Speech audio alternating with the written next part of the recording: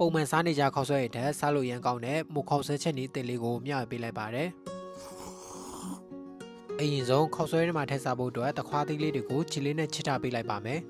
ပြီးရင်တော့ရေစိမ်ထားတဲ့မူလေးတွေကိုအတုံးလေးဖြစ်အောင်လို့လှီထားပေးလိုက်ပါမယ်နောက်ထပ်ဝက်3ဓာတ်သားလေးတွေကိုလည်းကြိတ်ထားပေးလိုက်ပါပါဝင်ပစ္စည်းလေးတွေကတော့ဒါလေးတွေပါပဲအိုးထဲမှာစီပူလာပြီဆိုရင်တော့ခုနကကြိတ်ထားတဲ့ဝက်သားလေးတွေကိုစီရီထွက်လာတဲ့အထိကြော်ပေးလိုက်ပါမယ်ပြီးရင်တော့ဂျင်းကျက်သွန်မိတ်ကိုထည့်ပြီးတော့မွေးလာအောင်ထပ်ကြော်ပေးလိုက်ပါမွေးလာပြီဆိုရင်တော့ကုတ်ကင်းဝိုင်တစ်စွန်းနဲ့ခုနကကြိတ်ထားတဲ့မူလေးတွေကိုထည့်ပြီးတော့ကြော်ပေးလိုက်ပါမယ်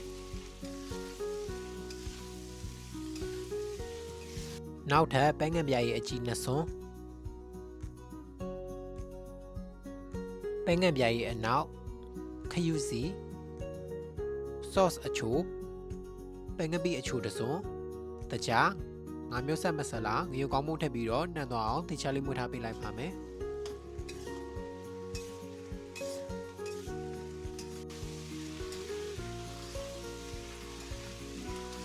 ပြီးရင်တော့ရေလေးတစ်ခွက်လောက်ထည့်ပြီးတော့2မိနစ်လောက်ထပ်ချက်ထားပေးလိုက်ပါမယ်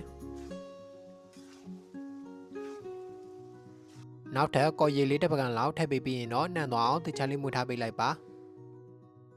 နောက်ဆုံးဟွာကြောက်စီနဲ့ကြက်သွန်မိတ်လေးဖြူပေးပြီးသွားရင်တော့ဆဲထားပေးလို့ရပါပြီအိုးထဲမှာရေနွေးဆူလာပြီဆိုရင်တော့ခေါက်ဆွဲထည့်ပြီးတော့3မိနစ်လောက်ပြုတ်ထားပေးလိုက်ပါမယ်ရသွားပြီဆိုရင်တော့ရေအေးထဲမှာစိမ်ထားပေးလိုက်ပါခေါက်ဆွဲတဲ့ကိုတခွားသေးလေးထည့်ပေးပြီးခုနကချက်ထားတဲ့အသားလေးပါထပ်ထည့်ပေးပြီးသွားရင်တော့အပေါ်ကနေကြက်သွန်မိတ်လေးပါဖြူထားပေးလိုက်ပါမယ်ဒါဆိုရင်တော့စားနေကြခေါက်ဆွဲရည်နဲ့မတူဘဲနဲ့အရန်စားလို့ကောင်းတဲ့မို့ခေါက်ဆွဲလေးကိုရပါပြီနော်